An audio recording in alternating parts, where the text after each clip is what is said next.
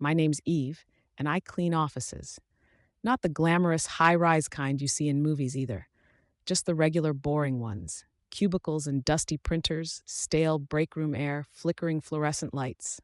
I work nights and early mornings when the city's asleep, and most of the time I prefer it that way.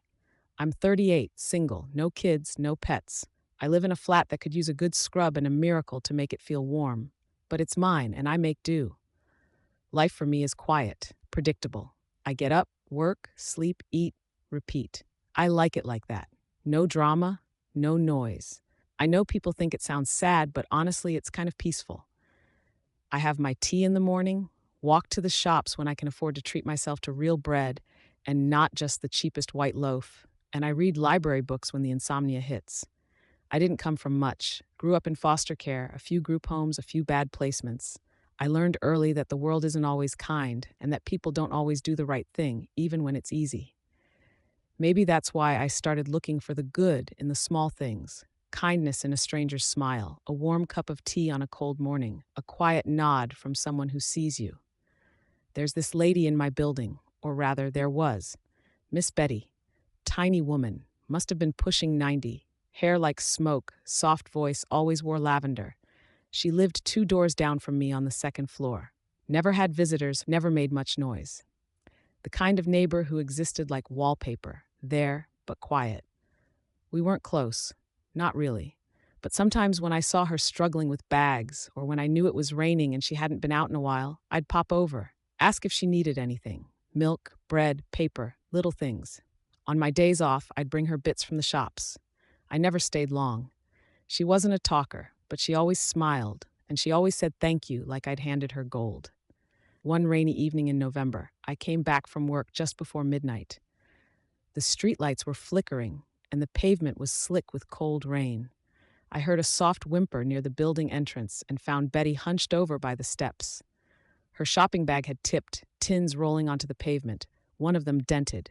Her coat was soaked, and she was shaking like a leaf.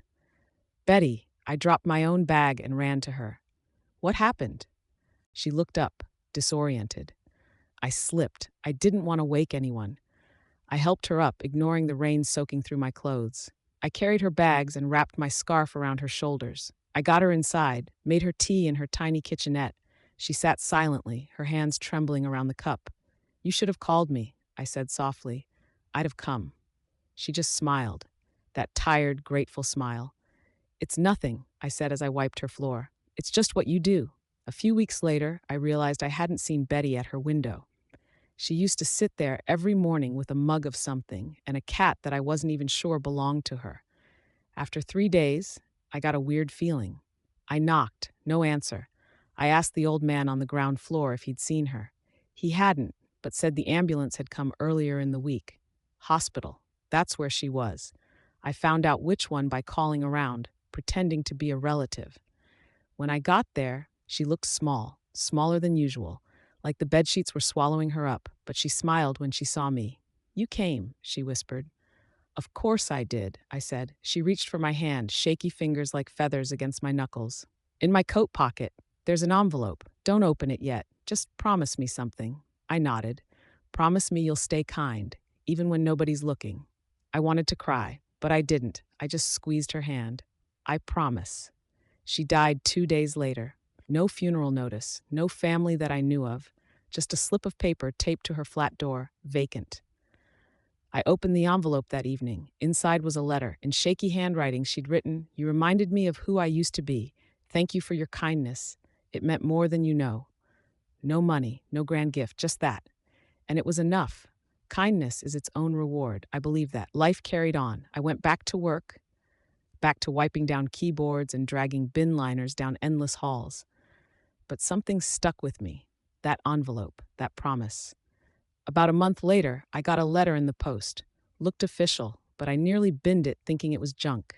It wasn't. It was from a solicitor. I sat on my creaky bed, blinking at the page. Miss Elizabeth Harriet Crawley, it said. That was her full name, not Betty Smith, like it said on her postbox. The letter explained that she'd passed and that I'd been named in her will. No, not named. I was the sole heir. I read the sentence 3 times. Then again, she'd left me everything. Not just her tiny flat, but a cottage in the countryside, land, jewelry, and two savings accounts that, when combined, came to just over 4.3 million pounds. I laughed, out loud, like a madwoman. This was a scam. It had to be, but it wasn't. I met the solicitor in person. I cried in his office. He handed me photocopies of the will, a video recording Betty had made with a notary. In it, she said, "I have no one I trust but Eve. She never asked for anything. She was kind to me when I had nothing to offer. That's the kind of person who deserves everything." Turns out Betty had been part of a very wealthy family once, but she'd cut them off decades ago. They'd tried to take her money when she got older, manipulated her, pushed her, so she shut the door on them and lived quietly and gave everything to me. I didn't sleep for 3 nights. I kept thinking someone was going to show up and say it was a mistake, that it wasn't real, that someone like me didn't get to live in cottages or have bank accounts with more than 2 digits. But it was real. I didn't tell anyone. I kept it inside like a secret treasure. I still went to work. I still cleaned toilets and wiped down keyboards. I started walking past estate agent windows just to look. Eventually, I gave my notice, quietly. No fuss, just a thank you, and a final wipe of the break room counter.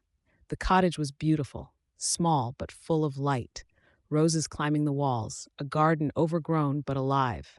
In one of the bedroom drawers, I found a stack of old letters tied with ribbon, her handwriting, notes, observations, and several pages about me. The girl from down the hall, she smiles even when she looks tired. She reminds me that kindness still exists in the world. She'd been planning it for years. That hit me hard. Then came the relatives. They showed up quick. A cousin, a niece, someone claiming to be her godson. Letters turned to emails, emails to threats. They called me a thief, a con artist, said I manipulated an old woman. They tried to take me to court, but Betty had made it airtight. She'd been through this before. Her solicitor had documented everything, witnesses, dates, medical records proving she was of sound mind. They lost. Still, the process shook me. For a while, I didn't sleep. I jumped when the doorbell rang. Eventually, it settled. With part of the money, I set up the Betty Crawley Kindness Fund. Small grants for elderly people living alone, grocery deliveries, home repairs, companionship visits. The first time someone wrote to say thank you, I cried. I still wear the same coat. I still eat beans on toast some nights. But now I do it in a warm home with peace in my heart. Sometimes I sit outside the cottage on the old wooden bench, drink tea, listen to the birds, and I think about that rainy night, about how I just did what anyone would do, only not everyone would have. That's the thing about kindness. It doesn't always echo right away, but sometimes it comes back bigger than you ever imagined. It never hurts to be kind. Sometimes it changes everything.